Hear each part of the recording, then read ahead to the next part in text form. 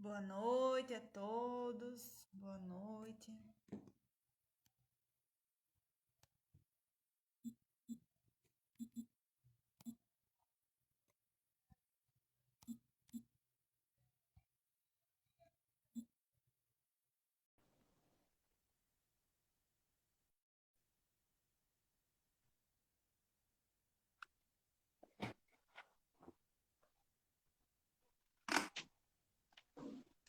Fala aí, Priscila. Boa Tá dando para noite. ouvir direitinho? Boa noite. Tá dando para ouvir direitinho? Oi, você tá me ouvindo? Muito bem. Ai, graças a Deus. A imagem tá ótima, tá uma beleza. Glória a Deus, que continue assim. Boa noite a Amém. todo mundo que está Amém. chegando. Glória a Deus. Vamos compartilhando essa live aqui para todo mundo que está no nos nossos contatos. Deixa eu Sim, compartilhar por favor. para entrar, certo? E a gente vai depois tentar também deixar no YouTube do Instituto para quem não tiver tempo, né, ver depois. Aí é bom que eles também curtam, sigam o nosso YouTube, né? Se inscrevam lá, ativem o sininho. E agora tem que, acho que, curtir e fazer um pequeno comentário. Eu ouvi isso também. Agora estão aumentando as exigências. Então, a gente tem que dar uma de pedir isso também. Mas vamos lá, Priscila. Estou à Amém. disposição. Só para lhe apresentar, hoje a nossa live vai ser sobre a proteção integral da criança e do adolescente. Eu me chamo Priscila Thaís, sou aqui da página Mente Senhor. A página não é minha, é do Cecílio Bezerra, e eu faço a coordenação aqui da parte de lives. E hoje nós temos aqui uma convidada super especial, que é a doutora Raquel, que é pós-graduada em Direito Penal, Processual Penal e é presidente do Instituto Infância Protegida. Então, eu gostaria que a senhora falasse um pouquinho mais sobre o Instituto, para o pessoal conhecer, e já, de início, já emendasse aí e falasse sobre a questão do que é abuso infantil, né? Como é que se caracteriza o abuso infantil? De que forma vamos trabalhar Primeiro, isso? vamos tirar o senhora de lado, né? Porque, né? Senhora não, por favor. É, Chamar-se de Raquel. Isso, pode, por favor, fico mais à vontade. O Instituto, ele tem sede aqui no Espírito Santo, em Vila Velha, mas a gente tem apoios de voluntários como você, em vários locais, locais no país. São Paulo, aí no seu estado, Rio de Janeiro, Minas Gerais, Santa Catarina, Rio Grande do Sul, então, tem pequenos voluntários que nos ajudam, né? Mas a sede é aqui. E o Instituto faz o quê? Ele cuida de crianças e adolescentes vítimas de qualquer tipo de abuso, inclusive tratamos a questão do bullying, da automutilação, a questão também do suicídio infanto-juvenil, e tratamos de adultos que foram abusados na infância e são amparados pela Lei Joana Maranhão. E esse suporte é jurídico e temos uma equipe multidisciplinar, com psicólogo, pedagogo, fisioterapeuta, dentista, tudo uma equipe multidisciplinar de pessoas de profissionais voluntários, ninguém recebe, são voluntários, e uma equipe jurídica. Ok. E aí, como. Só uma coisinha, eu também sou membro da Comissão da Infância e Juventude da OAB do Espírito Santo. Ah, é verdade. Estava aqui no currículo, eu esqueci de comentar. Não, é porque é bom falar, porque a gente tem mais um apoio, né? Tem mais um apoio, né? Algumas pessoas da comissão também são voluntárias do Instituto, como equipe jurídica, isso é muito bom. A nossa relação com a presidente da comissão também é muito boa, a doutora Vanessa Brasil, está sempre conosco quando a gente pode. Então, isso é muito importante, porque quanto mais pessoas abraçarem essa causa, que não é uma causa, é algo que é mais do que causa, são situações que infelizmente ocorrem E quanto mais pessoas abraçarem e apoiarem, melhor, né? Porque não é algo passageiro e nem uma moda. Isso é algo que, lamentavelmente, existe no seio das nossas famílias brasileiras. Você me Raquel, perguntou, e vou te responder, quais são os tipos de abuso, né, que você perguntou, infantis? O abuso, justamente o muitas pessoas que não, abuso né? cortou um pouquinho. O abuso é toda forma de violência contra a criança e contra o adolescente. E nela está o abuso físico, o abuso psicológico, o abuso emocional, inclusive até mesmo o abuso material. E está também o abuso sexual, que está lá no Código Penal, que são os crimes contra a dignidade sexual da criança e do adolescente. A negligência, né, a falta de cuidado, também é um tipo, é uma forma de abuso também, a negligência, né? Então, no caso, traduzindo, né? São todos os tipos de abuso. Para a pessoa que está ouvindo a gente, que, por exemplo, vê um vídeo de uma criança dançando funk, o que o Código Penal ele fala a respeito disso? Isso se enquadraria num crime quando você pega uma imagem de uma criança dançando de forma erotizada e publica na internet? Olha só, isso é difundir erotização infantil, isso é crime. Se tem a ver com criança, isso está lá no artigo 217A, se eu não me engano, eu tenho aqui, eu tenho sempre meu código 217A, isso classifica-se como estupro de vulnerável, porque o estupro de vulnerável, ele não é só a consumação da conjunção carnal, é todo ato libidinoso em que está envolvido uma criança, ou ela está participando, ou alguém está, de alguma forma, envolvendo essa criança nesse ato libidinoso. Até mesmo sentar e assistir um vídeo pornográfico com a criança ao lado.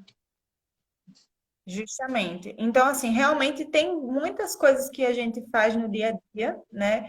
Que é da cultura do Brasil e que isso implica em crimes e que a Sim. sociedade conhece, como essa questão que você falou, né? De você estar com a criança ali num ambiente impróprio para ela, assistindo um filme. E também tem aquela questão que muitos pais não sabem, né? Que é crime também praticar ato sexual na frente da criança. Sim, E por isso isso também que eu é falei, muito. desculpa te cortar, já falei em algumas lives, não se deve ter quarto e a criança dormir no quarto com a família, com o casal, porque cada criança reage de um jeito se acordar no meio da noite e é normal que um casal se relacione. A gente não sabe como é que ela vai lidar depois e ao longo da vida se isso vai trazer alguma consequência emocional para ela, né? Então, eu não concordo e eu acho que quarto de casal é para ser deles. Criança desde cedo tem que dormir no quartinho dela.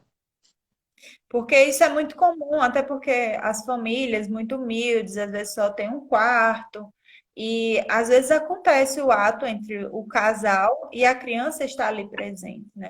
E isso, de alguma forma, traz malefícios no sentido de que a criança vai se acostumar a ver aquela situação de sexo e achar aquilo comum.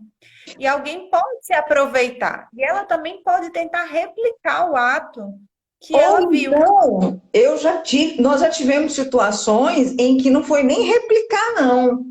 A, a criança acordou e viu e achou que o pai estava fazendo mal à mãe. Pela questão de que, dependendo da situação, cada um reage de um jeito. Existem pessoas que esboçam algum tipo de som, alguma coisa, e a criança achou que o pai estava machucando a mãe.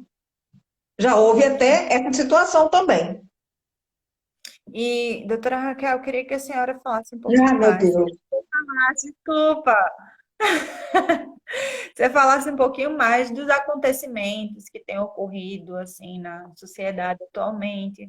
Nós temos visto muitos casos que se encontra a violência, o abuso sexual à criança, a violência, a tentativa de homicídio com relação à criança, né? O infanticídio. Hoje em dia se fala muito em feminicídio, mas existe também um número muito alto de infanticídio, que é justamente praticado por pessoas da família, por pai, por mãe, na tentativa aí de estar se livrando dessa criança, escondendo o corpo.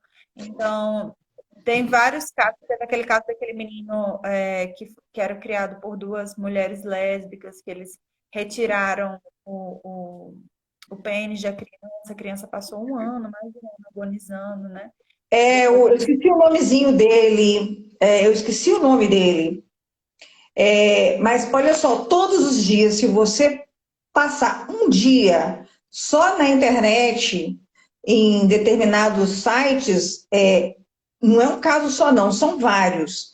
E eu digo o seguinte: a gente tem que tomar cuidado, que hoje os casamentos são casamentos relâmpagos e estão se dissolvendo muito rápido, e eu acho que, não sei se é a carência, não sei o que é, eu não sei o que é, mas o que acontece?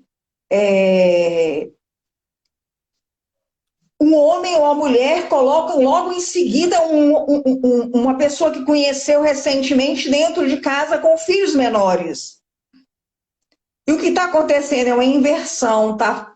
Em vez do pai ou a mãe proteger o filho ou a filha, eles são coniventes com os abusos, inclusive há situações em que pedem para a criança ficar calada diante do abuso do padrasto ou da madrasta. Isso culmina até numa morte. Isso não foi uma nem duas vezes, nós vimos isso várias vezes.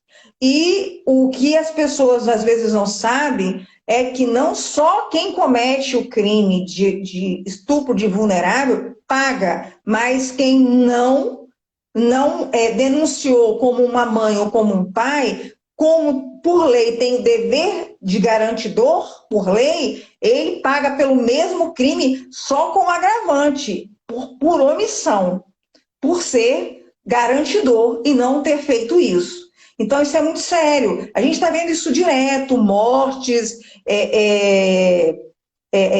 padrastos, madrastas, casos do Henry e outros casos que a gente não vê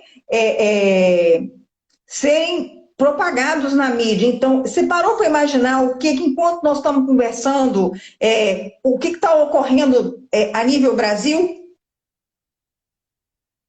eu vi no ano passado, não, em 2020 saiu o relatório, né, que mais de 1.000, não sei precisar assim exatamente, mas cerca de 78% do número de pessoas que ligaram para o Disque Denúncia no ano de 2019, que foi informado no ano de 2020, era para relatar o abuso sexual infantil. E a própria Damares falou dessa questão, dessa retenção dos casos que houve em 2020, devido à pandemia, e que isso era algo que estava represado, e ela tem, né, o medo justamente de, quando essas crianças retornarem às aulas, que foi o que aconteceu em 2021, muitas escolas retornaram, principalmente as escolas particulares, e teve um aumento muito grande porque essa demanda estava represada, justamente porque a maioria das pessoas que fazem a denúncia são os professores, são pessoas que estão ali e percebem a mudança no comportamento da criança, são essas pessoas que chegam e acabam fazendo a denúncia, acabam notando bituca de cigarro, que alguém queimou a criança, situações. Comportamento que muda, né? Alguma lesão que ela chegou que não tinha, vergonha, às vezes está calor e está com uma blusa de manga comprida porque está lesionado. Então, assim, eu até peço para que os professores tenham um olhar mais apurado, porque estão muito próximos da criança, pelo menos uma parte do dia. Né? E o ano passado, a ministra, inclusive, teve uma fala que ela falou que estava preocupada com o que iria ocorrer pós-pandemia, porque abriria-se, como se diz, um baú, um bueiro, onde até então o que você falou estava represado, vão aparecer muitas coisas. Isso realmente é preocupante, né? E a gente tem visto isso aí e a única coisa que a gente pode fazer é não desistir e não deixar de lutar. E eu não creio, do meu ponto de vista, eu não creio que isso vai parar.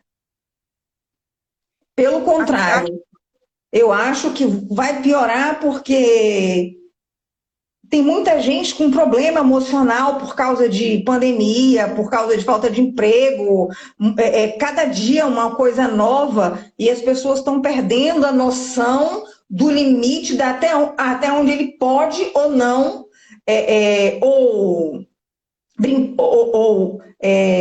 não é penalizar, mas educar uma criança, isso está sendo ultrapassado. Né? Pai foi filmado ao vivo, eles batendo na criança na aula online. Né? Bendita a aula online, senão não seria descoberto isso. Então, nós estamos vivendo uma situação que eu acho que só vai agravar. espancando a criança. E essas demandas que estão represadas, justamente porque a criança não está mais na escola, os profissionais que mais ajudam, na minha concepção, são os professores que acabam notando isso.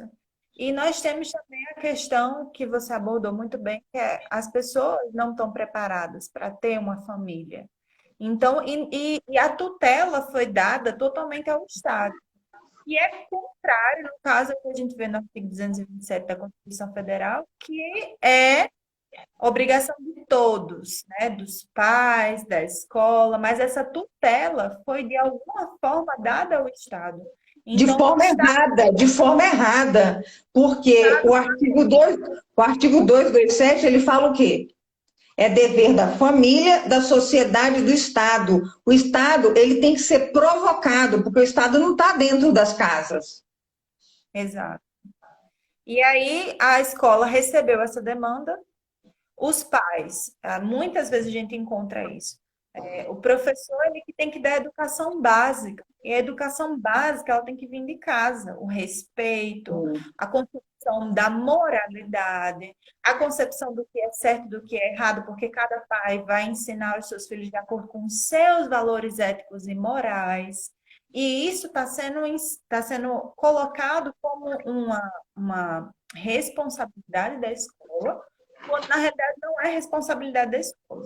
E aí, quando houve esse período da pandemia, os professores que haviam, né, essa tutela do Estado com relação a isso, não estavam mais com as crianças e os pais se viram naquela situação de ter que educar, ter a obrigação de educar, ter a obrigação de fazer a atividade de casa com a criança, porque foram muitas atividades passadas durante esse período de pandemia, ter a obrigação de estar com a criança de manhã, de tarde, de noite, que era uma coisa que não acontecia. E falando do nosso contexto atual,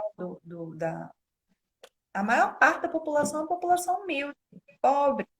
Então, muitas vezes, além disso, a criança ela vai ter essa tutela, não diria tutela, mas ela também vai ser guardada por outros entes da família. Então, outros entes da família vão fazer parte dessa educação. Muitas vezes, pessoas que não são próximas, ou até mesmo vizinhos e outras pessoas. E aí a criança fica mais suscetível a esse tipo de situação. Porque pai e a mãe têm que sair. A escola é meio período. As escolas públicas, na maioria, pelo menos aqui no meu estado. E onde essa criança vai ficar o restante do dia? Ou ela fica na rua, brincando, exposta a situações, ou ela fica dentro de casa, também exposta a perigos, porque pode acontecer acidentes que a gente vê muito, principalmente com fogo, com relação à criança. E se ela ficar na casa de alguém, também pode estar exposta a situações de violência. Então, o pai e a mãe ficam naquela situação de eu não tenho para onde correr, né? E também falta o interesse dos pais de conhecerem mais a respeito desse assunto. Porque, na minha opinião, há meio que uma letargia.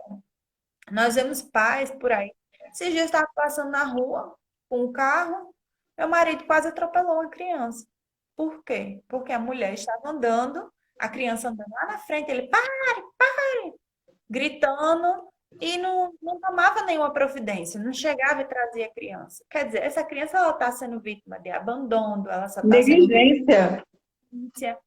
E ela está nessa situação onde. Boa noite, Daniel. Onde a sociedade tem que cuidar dela, porque ela Sim, faz essa responsabilidade. Então, essa desconstrução dos papéis, do pai, da mãe, da família, e fica aquela coisa meio que todos têm que cuidar, sim, todos têm que cuidar. Mas a maior responsável, o garantidor, segundo a lei, conforme você falou, é o pai e a mãe.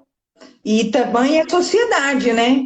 Se as famílias estão desestruturadas, aí nós vamos para o segundo, pro segundo grupo. O segundo grupo é qual? A sociedade. É você, como uma influenciadora, eu, como operadora de direito, como cidadã, como presidente do instituto, as pessoas de bem da sociedade que têm obrigação de denunciar, obrigação de, se vir algo de errado, informar o Ministério Público, informar a polícia, fazer alguma coisa, mas não se omitir, porque omissão também é crime. E nós temos essa cultura de que não é nossa responsabilidade. Mas É a síndrome do avestruz, aqueles enfiam a cabeça no buraco, mas da minha conta enfio a cabeça no buraco, um mundo que se exploda, desculpa, mas é a cultura brasileira, é essa. isso vai gerando tipo que um ciclo vicioso. A criança cresce num ambiente desestruturado, tem aquele ambiente ali como padrão, ela reconhece aquilo ali como padrão, ela cresce pulando etapas, Sim, e quando chega num determinado momento, que ela constrói muitas vezes a família dela de uma forma precoce, ou casa para sair da casa dos pais, para não ficar mais com os pais, acaba tendo uma gravidez na adolescência, ou sendo pai na adolescência. E esse ciclo de abandono, esse ciclo de rejeição, esse ciclo, ele vai continuando, ele vai se perpetuando, e você aprendeu aquilo ali, e você vai passando aquilo ali, vai virando um ciclo vicioso. E é justamente isso que nós aqui temos o objetivo de quebrar esse ciclo vicioso e transformar num círculo virtuoso. Não isso. importa se a sua família não deu atenção, ou se você nasceu num lar desestruturado, ou se passou por negligência, se passou por abandono, se passou por situações de abuso. Esse ciclo, ele precisa ser quebrado, precisa haver uma reiniciação, onde a pessoa compreende que as coisas que passaram, que, que aconteceu, não eram naturais. Porque foi impetrado dentro da nossa sociedade essa naturalização. A naturalização da erotização infantil, a naturalização da pedofilia. E até eu gostaria que a senhora explanasse um pouquinho mais sobre o ponto de vista jurídico da pedofilia, porque nós sabemos que a pedofilia ela tem um aspecto psicológico, mas no aspecto jurídico, como que nós podemos tratar, como é que a parte jurídica vê a pedofilia? Nós vemos a pedofilia como crime. Esse termo, essa palavra pedofilia, ela não vem da nossa cultura jurídica, ela vem da parte psicológica, né? Da parte da psicologia. Porém, pedofilia, eu costumo usar o termo, é um combo, é um conjunto de todos os crimes contra a dignidade sexual da criança e do adolescente. Por quê?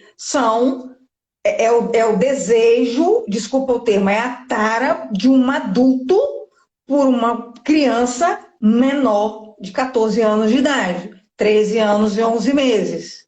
Então, assim, não vejo como doença, porque quem é doente quer se tratar, e o pedófilo não, ele reincide, ele vai, toda vez que ele tem uma chance, você pode ver que os casos de quando as pessoas denunciam, eu fui abusada dos 5 aos 17 anos, eu fui abusada de tal idade até. Então, assim, é uma reincidência. né? Então, não há que se falar em doença. Desculpe os psicólogos, mas eu não trato como doença, eu trato como crime. E como crime tem que haver penalidade. Tem que haver denúncia, tem que haver sim, um inquérito, tem que haver uma penalidade. E sim, eu acho que nós temos que lutar até para aumentar a pena do estupro de vulnerável, porque eu acho que a pena ainda é pequena. Temos É sim que. 8 anos, se não me engano, né? 8 anos no máximo. Oi? Não, o abuso é Não, 8 anos, aí se for estupro de vulnerável, pode ir até 15, se eu não me engano. são 15 anos. Estupro de vulnerável, de 8 a 15 anos. Né? Então, assim, muito pouco. Eu defendo uma pena aí igual o homicídio, 40 anos, que agora mudou, que foi para 40 anos. Eu Homicídio defendo isso. qualificado, né? Triplamente qualificado. Sim, por quê? Porque são pessoas que. Isso é hediondo, porque eles não têm chance de defesa, não tem como falar porque são ameaçados. Então, eu acho que tem que se debruçar, os legisladores têm que se debruçar e mudar isso. A gente tem que mudar. A sociedade tem que se mobilizar para mudar isso, para que seja visto com mais delicadeza e com mais afinco. Por que outros crimes? Luta-se mais por outras pessoas que podem, por exemplo, não estou desmerecendo a questão da violência doméstica contra a mulher, não é isso, mas elas ainda podem lutar. Mas nós estamos falando de pessoas, de crianças de 21 dias, que são estupradas e são expostas na Deep Web e leiloados o seu estupro, e quanto maior o valor, chega até 50 mil reais. E são os pais que fazem isso. Então a gente tem que lutar para mudar. Nós temos um código de 1940. É verdade. Então a gente tem que lutar. Então eu sou radical. E assim, de preferência, vamos botar isso como prisão perpétua.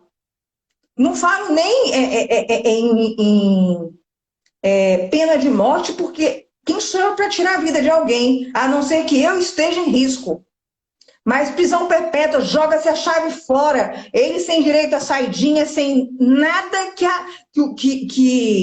a lei de execução penal dê a ele como benefício. Sem direito a benefício nenhum. Eu acho que já é um avanço. Não é tudo, mas já é um avanço. O Daniel está aqui comentando. Quero dizer que o trabalho de vocês é fundamental e que Deus já separa um espaço no céu, pois ele gratifica todos os que cuidam de pequeninos. Daniel Amém. também está lá, viu? Porque Daniel também é um protetor aí, sempre está ajudando a gente, sempre está cuidando Eu da acho que ele gente. está seguindo o Instituto, se eu não me engano. Assim, é tanta gente, mas assim, queria sempre poder dar boas-vindas a todos que estão seguindo, mas às vezes a gente não tem tempo, né? Gente, Mas assim, para mim, perdão, pode falar. não, eu estou falando para o pessoal que está na live, seguir o Instituto, está aqui em cima, Instituto Infância Protegida. É importante que você siga, porque eles oferecem apoio jurídico, apoio psicológico para todo o país. Então, às vezes, você não está precisando, mas você conhece alguém que precisa. Você Isso conhece... acontece muito, as pessoas indicam, me chamam no direct, o nosso WhatsApp também está disponibilizado, a nossa página no Instagram é Infância Protegida _AIP. Então a gente está. Aparece aqui em cima quando Ah, coloca. tá, que eu não estou vendo, desculpa. Então, assim, a gente tá sempre à disposição. Eu lido, eu vivo de forma integral, eu trabalho de forma integral para o Instituto em favor da criança e do adolescente. Não tenho outra coisa, outra função. Abrir mão de concurso para delegado, para outras coisas, para cuidar disso, porque eu acho que é muito importante, é mais importante do que outras áreas dentro do que a gente pode fazer no meio jurídico. Então, eu sinto como eu sinto não, é uma missão, e tomei para mim, né, apesar de nunca ter sido abusada, não é por isso que eu não vou sentir a dor do meu próximo. Justamente, isso é uma questão bem interessante de se falar, porque quando você estava ali falando a respeito do Código Penal, que ainda é de 1940, nós temos uma questão jurídica aí muito nova, porque o próprio Estatuto da Criança e do Adolescente, que é quem faz todas as diretrizes, né, para essas questões, ele é um instituto novo, é dos anos 90. Então, 1990. temos um tempo de proteção da criança muito pequeno, enquanto outros países já estavam bem à nossa frente com relação à proteção da criança. E a Então, gente tá, gente, se você for olhar, a gente está engatinhando. exatamente. Então, assim, e isso reflete de alguma forma na cultura.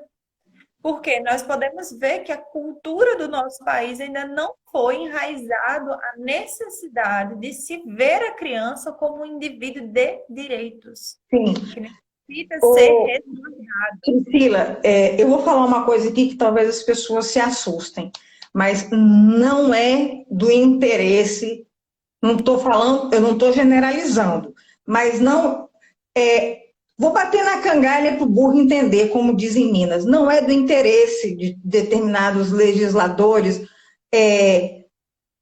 mudarem e renovarem o Código Penal, porque os abusadores, os pedófilos, eles vestem toga, eles vestem batina, eles vestem terno, gravata, usam Bíblia, eles estão, inclusive, entre os legisladores. Então, para eles não é vantagem mudar isso. Eles querem mais é colocar o problema da pedofilia debaixo do tapete, porque senão eles vão ser presos. Então, eles não querem mudar isso. Por isso que nós ainda estamos engatinhando e muitas pessoas, inclusive, recebem ameaças de morte por causa do assunto pedofilia. Exatamente. Nós vemos que assim que a gente iniciou aqui no Instagram, né? Para quem não sabe, o Instagram é aqui do Cecílio Bezerra, ele até entrou, não sei se ele ainda está presente, mas é do Cecílio Bezerra, e ele cedeu esse espaço para mim tomar conta, para trazer as pessoas e tal. Eu fico muito grato por isso. Mas assim que a gente iniciou a falar sobre essas questões de pedofilia, sobre abuso sexual infantil, nós vimos uma retaliação do próprio Instagram. Nós não podemos usar a hashtag, a última live que eu fiz caiu 3 vezes, que foi com o Ricardo Nosso Ventura, pai. eu parei de fazer live, porque estava caindo muito, espero que hoje não caia, em nome de Jesus. Mas Vai cair, não.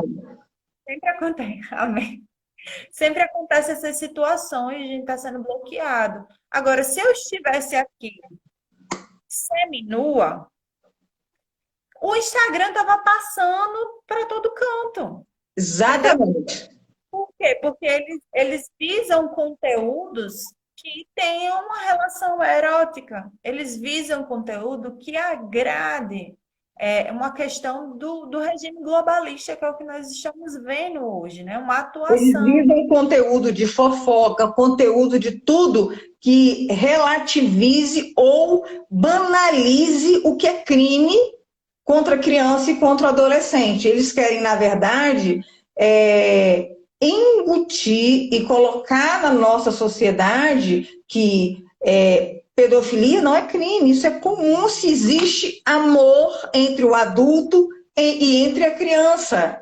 Igual a questão do incesto também. Temos aqui a PL 3369/15 do deputado Orlando Silva, que o relator é o Túlio Gadelha, onde eles falam da família do século XXI, que, né, nos primeiros artigos já fala que eles podem se relacionar entre si, né? Isso é banalizar e querer dizer o seguinte: pedofilia não é crime, o pai ter relação com o filho ou com a filha, a mãe com o filho ou com a filha, o irmão com a irmã, nada disso. E a gente está aqui para ser a barreira para impedir isso até quando a gente puder. E somos chamados, né? Vocês são conservadores, são retrógrados, são fundamentalistas. Realmente somos fundamentalistas, estamos baseados aqui, ó, na Bíblia, na palavra de Deus. Exatamente. Somos Quero fundamentados. mandar um abraço à minha amiga Raquel, meu querido amigo Robert. Um abraço, meu querido. Muito obrigada por estar assistindo a nossa live. Não precisamos de outra reunião. É uma pessoa Então, muito importante para o Instituto, ele. nós somos fundamentados e nós temos fundamentação. Nós estamos fundamentados na Constituição, na lei, nos bons costumes, nos conceitos judaicos cristãos, que são Sim. valores. Então, assim, nós realmente somos fundamentalistas. Por isso, a necessidade de debater esses temas. Às vezes, as pessoas relativizam até a necessidade da Igreja de Cristo de se posicionar sobre esses temas. Mas se nós não falarmos sobre isso, tenho certeza que até as pedras vão clamar, porque esse é Sim. um assunto que E toda interessa. vez, e toda vez que alguém do mundo cristão usa um tempo dentro da igreja para falar sobre o assunto, ele sofre retaliação de um superior. Tem um padre aí excepcional que no nosso canal do YouTube, esqueci o nome dele, e ele está sofrendo pressão de alguém acima dele na igreja católica. E ele foi assim, perfeito na colocação dele, falando sobre a questão do cuidado com a criança e com o adolescente, o que está acontecendo. Então, assim, é o papel judaico-cristão. E quando a gente abre a boca, é pedrada, é alguém acima da gente que chama atenção, igual a ele, por exemplo, que está sofrendo pressão do superior dele, e outros mais como nós. Necessidade realmente da gente se posicionar sobre isso. Sim, acabou a história de ficar em cima do muro. Isso acabou. A palavra do Senhor fala que nós temos que ser como crianças para entrar no reino dos céus. Então veja assim como Deus ele valoriza o coração puro, que é justamente o que eles estão tentando retirar. Eu morei no Complexo do Alemão, no Rio, e é muito comum quando você está subindo ali, você vê crianças de 8 anos de idade com radinho, trabalhando para o tráfico. Então, assim, O que eles fazem? Por que eles usam crianças e adolescentes? Porque não tem eles só sofrem infração penal e não tem para eles questão de prisão nem nada. Eles tomam a reprimenda lá do juizado da infância e juventude e depois são dispensados. São os chamados aviões do tráfico, entendeu?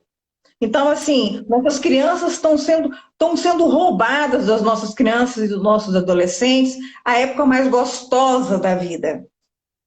Em todos os aspectos, na questão do tráfico, na questão do abuso sexual, em todos os sentidos. Nós estamos vendo crianças sendo sequestradas para tráfico sexual, para tráfico de órgãos, para questão de rituais. Então, assim, a coisa tá séria e tem gente que tá vendo novela.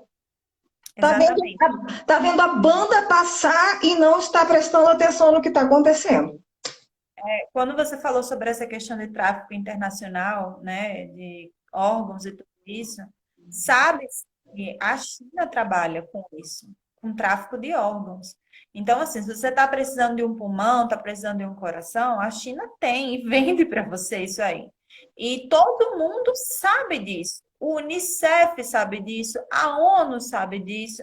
E esses poderes globalistas se calam. Você vê o UNICEF, por exemplo, apoiando ideologia de gênero. Você vê o Sim. UNICEF, por exemplo, colocando uma cartilha falando que a pornografia é positiva para a criança, quando a gente sabe que a pornografia, até para adultos, hoje em dia a neurociência fala abertamente sobre isso. Ela causa malefícios, ela é igual uma droga, é a mesma coisa que você colocar anfetamina, alguma coisa para a criança tomar. Então, você vê assim uma total inversão de valores. Você vê o dinheiro que era para ir para o Criança Esperança, que era para ir para a Unicef, sendo pego pela Globo, sendo utilizado pela Globo. Então, assim, as pessoas elas utilizam a bandeira da criança, mas na realidade não querem guardar a criança, não querem guardar a infância, não querem proteger. O que está acontecendo no Afeganistão agora, por exemplo? milhares de mulheres e crianças estão sendo mortas Sim, pelo regime talibã.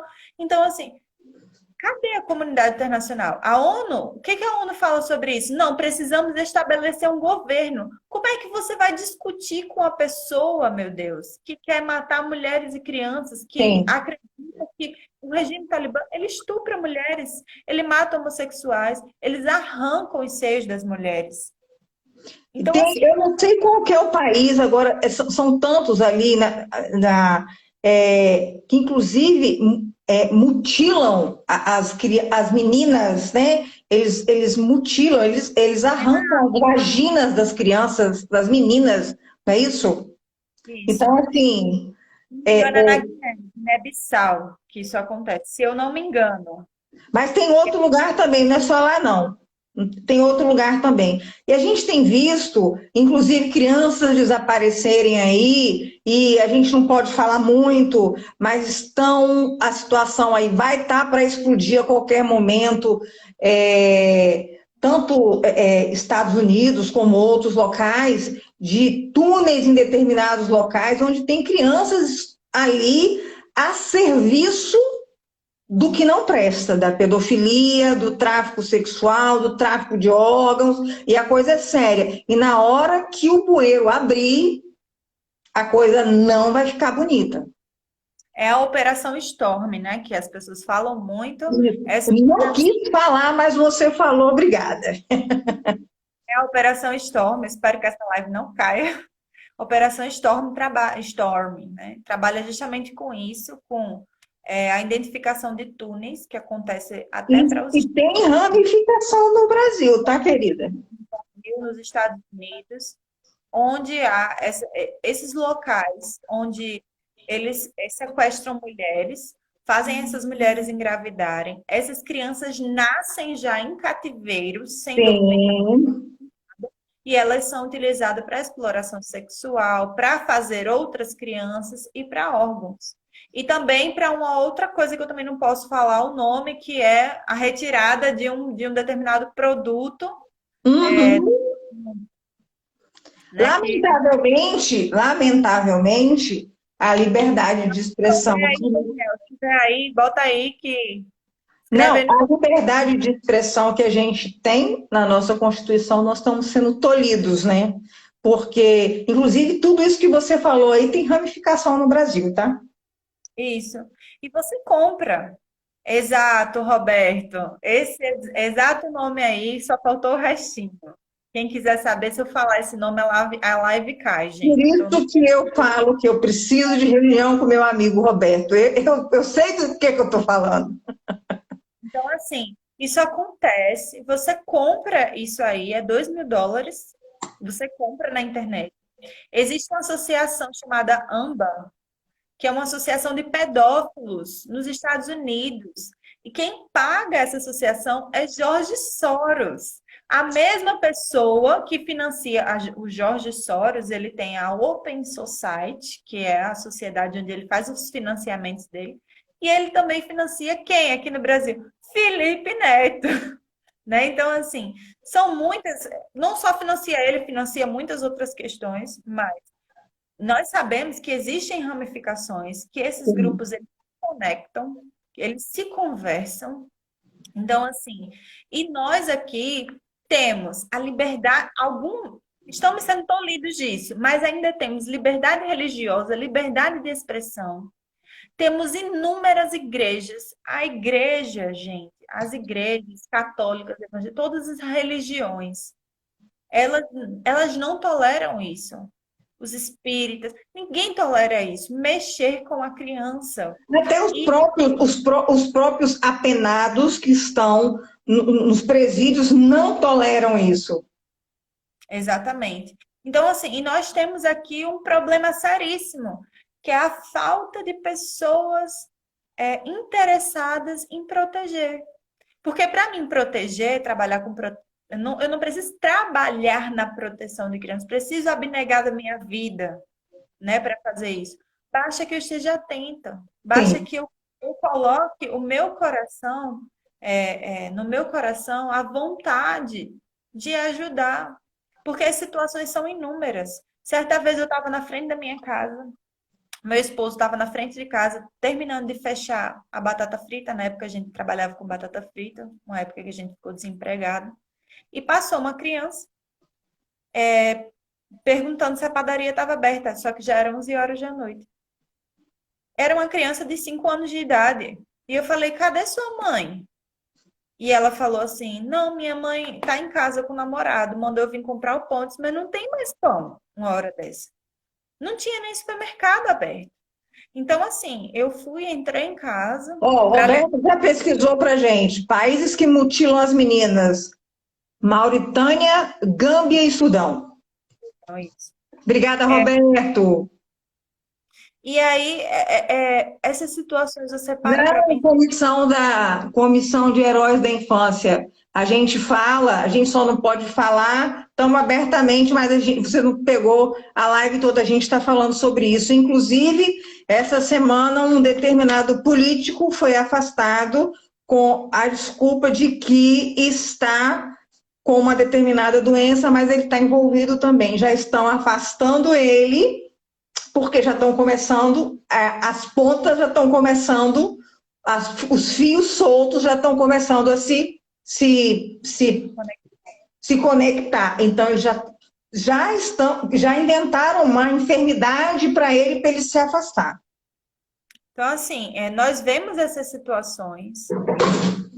Nosso pai. Saiu. Na hora que eu fui entrar para pegar o celular, ela saiu. Eu falei assim para Gleice, Gleice, você tinha que ter segurado ela aqui, porque a gente tinha que ligar para a polícia. Isso é um absurdo. Uma criança de aproximadamente 5 anos de idade sair para comprar o pão enquanto a mãe está em casa com o namorado. Né? 11 horas da noite, não tinha nem mais mercado aberto, quanto mais padaria. Então, assim, é um absurdo. E nós vemos não aproveitamos, na realidade, a oportunidade que nós temos. Por isso, gente, essa página aqui é essencial para isso. Você que está vendo essa live, nessa página, sempre nós estamos nos posicionando. E a gente está sempre em contato, ó, o Roberto está sempre em contato comigo, é o pessoal da Comissão de Heróis da Infância, que eu faço parte também, a Priscila aí, muita gente de outros lugares, a gente não está em cima do muro, não. A gente já tomou a nossa posição e a gente está aqui em defesa da criança e do adolescente e a gente não tem medo, não. Você disse que não precisa abdicar, eu já abdiquei, né? Eu já abdiquei, né? Então, assim, pode falar. Para concluir o raciocínio, essa página aqui é uma página que trabalha em defesa da criança, que aborda esses temas que muitas vezes as pessoas não querem abordar, né? Eu fui vítima de abuso sexual infantil. Então, assim, passei por muitos processos por causa disso. Hoje em dia trabalho com isso, né? Tento trabalhar nas redes sociais, em associação, no Instituto 15 de Março, em outros lugares, juntamente com o Daniel, porque é necessário. Juntamente com Raquel. Com Raquel. E teve com a ministra Damares essa semana, gente. Estive com a Damares, graças a Deus. Então, assim, nós precisamos. Uma andorinha não faz verão. E uma coisa que a Damares falou para mim foi: ela pegou na minha mão e disse assim, Priscila não, ela disse assim, ore por mim. Eu preciso de oração. Vocês não sabem o que está acontecendo. Eu preciso de muita oração.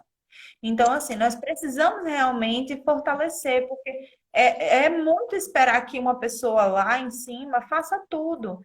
Tem um trabalho maravilhoso que ela faz no Marajó. Marajó é um local onde tem pais que estão tendo relações com as netas. Sim. É praticamente cultural em Marajó você ter o relacionamento interfamiliar e transgeracional, que é o novo nome para a pedofilia, tá, gente? Sim. Relacionamento transgeracional, que eles sempre tentam botar um nomezinho bonitinho para disfarçar aquilo que é feio. Mas no fim é abuso, é crime. Então, na Ilha do Marajó, isso acontece. Você vê o governo o governo federal entrando com força ali para romper essas barreiras. Aqui no Rio Grande do Norte já tivemos pessoas presas pela Polícia Federal justamente pela Operação Storm. Então, assim, o que está faltando para que a gente assuma essa responsabilidade de protetor, de entender que nós precisamos proteger a criança, precisamos ter um olhar mais apurado para essas situações, E porque outra coisa, a gente precisa sair da zona de conforto da gente. Porque tem muita gente que só fica em rede social, entendeu? Por exemplo, amanhã eu vou passar, amanhã eu vou a uma comunidade, vou ter reunião com um líder de uma comunidade aqui, à tarde vou estar em um outro bairro também. Para quê? Para agendar palestra com adultos e com crianças. Inclusive, nós estamos conseguindo uns kits para entregar essas crianças, uma mochilinha com várias coisas, entre elas, onde pode se tocar no corpo e tal. Então, a gente está investindo na criança. A gente já saiu da zona de conforto e a gente está partindo para o ataque. O ataque é aquilo que não presta e em defesa da criança e do adolescente. E não pensem que lá em Brasília, eles não estão gratos, não. Eles estão gratos e eles sabem do nosso trabalho, né, Priscila? E eles sabem que nós somos braço de apoio, porque eles não podem dar conta de um país com uma extensão territorial tão grande como a nossa. Então, nós não somos esquecidos pelo Ministério dos Direitos Humanos, pelo contrário, as pessoas pensam que somos, mas nós não somos. E o mais importante, nós não somos esquecidos por aquele que nos guarda, que é Deus. foi muito interessante isso, porque quando eu estive com a Damares a semana passada, eu falei um beijo da Raquel do Infância Protegida. Ela mandou um beijo. Ela, ai, eu conheço ela. Aí mandou um beijo também. Então, assim, estamos nessa rede de proteção. E nós precisamos convocar. Muitas vezes o trabalho precisa ser feito dentro da nossa casa. Eu vejo muitos cristãos evangélicos que não conhecem a respeito do tema, que ainda não sabem. Nós precisamos abordar, formar essas pessoas para que elas se multipliquem. E Como um essas céu. coisas são outra coisa, isso está ocorrendo dentro das igrejas, está ocorrendo com professores de crianças e de adolescentes, tá? Isso tá sério. Todos os lugares, na realidade, né? Não tem ninguém fora disso. Nós vimos aí um caso recentemente com uma pessoa, um pastor que saiu nas redes sociais, onde ele tocou, né, Uhum. e isso em si, se foi intencional ou não, mas o fato é que já configura crime, porque ele foi um ato libidinoso Sim. ali, né? E em nenhum momento ele pediu perdão à criança. A narrativa dele foi apenas de se justificar e se colocar acima das demais pessoas. Eu sou pastor, eu sou pastor, eu sou pastor. Eu tenho uma conduta irrepreensível, eu estou acima de todos vocês. E ninguém está acima. Ninguém está acima da lei. Quem é inocente se cala para que Deus o defenda, né? Eu queria fazer um parêntese aqui para dizer que antes um pouco da live eu conversei com a Marion Terra, a mãe do Lucas Terra, que foi assassinado brutalmente naquele crime lá em Salvador por dois pastores da Igreja Universal. Ele foi estuprado e depois colocado num caixote, pregaram o caixote e ele foi queimado vivo. E eu estou fazendo aqui um apelo para as pessoas entrarem na nossa página. Eu vou disponibilizar o link para assinatura de uma petição para que vá a júri popular, porque está para prescrever. E a gente não pode deixar que isso aconteça. Eu prometi a Marion que eu falaria sobre isso, pelo menos uma pincelada nessa live. Antes, um pouquinho, eu conversei com ela, e assim, ela precisa do nosso apoio, sabe? Quem quiser saber sobre o crime, entra na página dela, Terra Marion, a página da mãe do Lucas. Lá tem o link da petição, lá tem o Linha Direta fez a matéria sobre o assunto. Esse assunto assim, já foi falado e refalado, então, inclusive, existe réu confesso, agora nós precisamos que vá júri popular. E não foram ainda, porque entra recurso, ganha recurso, e existe dinheiro por trás, poder, né?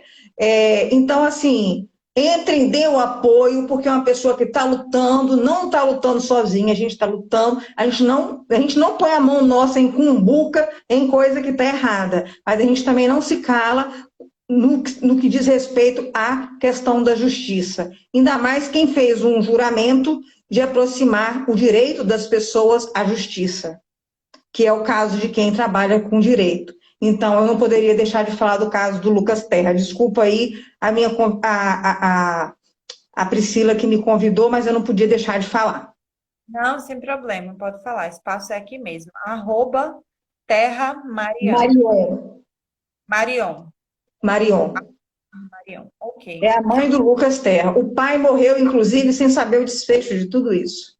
Oh, meu Deus. É. Eu conversei, Ixi, eu sempre converso com ela, e assim, hoje senti a voz dela mais alegre, porque Suzana Werner repostou meu story e pediu mais gente lá de fora pediu o link para poder assinar a petição. Então, assim, está surtindo efeito, graças a Deus.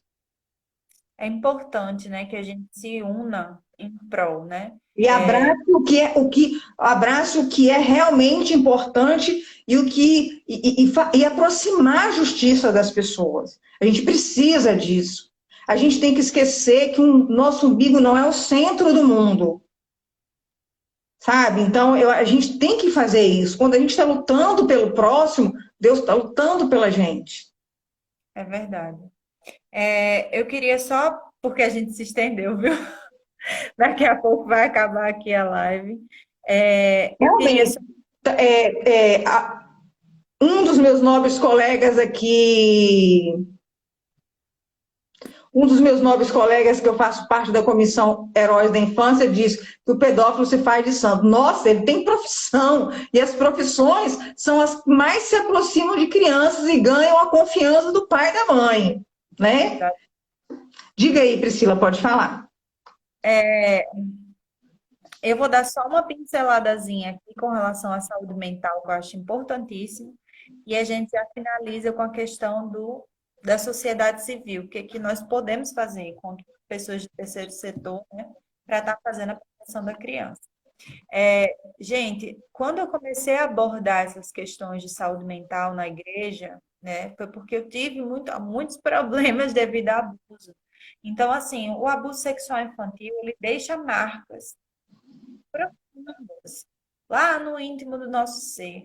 E é muito triste, como a doutora Raquel falou, que a gente veja, nós vejamos essa situação jurídica no país, onde um crime desse porte, se houver conjugação carnal, 15 anos. Mas muitos casos não há conjugação carnal. Muitos casos é só o toque, a passada de mão. Uma coisa muito importante de se falar aqui, que eu não posso deixar de falar, o abusador ele não chega logo fazendo, cometendo o ato, ele vai diminuindo a distância entre a criança. Então, ele vai ficando cada vez mais próximo, tocando, ali se aproximando, ganhando a confiança de todos, como já foi falado aqui, para que ele em si consiga perpetrar o ato, fazer aquilo ali em si. E nós temos uma concepção de que abuso sexual infantil é só quando houve a penetração. Gente, isso não existe, independente do que seja. Passou a mão no seio, passou a mão, ou se masturbou na frente da criança, isso já configura ato libidinoso. Então, eu gostaria que vocês conhecessem um pouco mais da parte jurídica, que é a parte da doutora Raquel, que vocês seguissem ela no Instagram para poder ter mais conhecimento a respeito disso, para que a gente crie realmente uma rede de proteção. Os traumas de abuso sexual infantil, muitas vezes, eles são duradouros. Às Então, vezes para a a vida pessoa toda, né? Para a vida toda. a criança acha que, a pessoa muitas vezes acha, às vezes eu vou fazer uma palestra na igreja, coisas assim, e chega alguém e fala que está com depressão. Mas foi vítima de abuso sexual na infância, sabe? E não faz essa ligação porque acha que superou. Então, assim, muitas vezes a vítima de abuso sexual infantil, ela é uma vítima politraumatizada. Ela tem vários traumas, de várias esferas diferentes. Então, quando você sofre um acidente de moto e cai, Você vai ter uma fratura no pé, na perna, vai ficar politraumatizado também. Só tem 28 minutos, segundos. Eita, vai cair. Eu vou puxar de novo só para a gente finalizar, tá Beleza. certo? Mas salva essa daí, pelo amor de Deus. Vou salvar aqui.